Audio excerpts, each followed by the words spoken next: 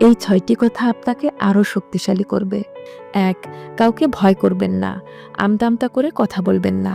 যা বলা উচিত তা সাহস ও আত্মবিশ্বাসের সাথে বলুন।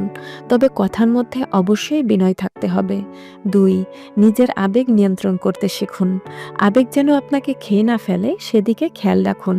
কোথায় কতটুকু আবেগ দেখানো উচিত অথবা আদৌ দেখানো উচিত কিনা সেটা বুঝতে শিখুন। ৩. কেউ যদি আপনাকে অবহেলা করে তাহলে আপনি তাকে দ্বিগুণ অবহেলা করবেন। কিন্তু আপনি যদি কারো কাছে ধরা থাকেন তাহলে এই নীতি প্রয়োগ করবেন না। ৪.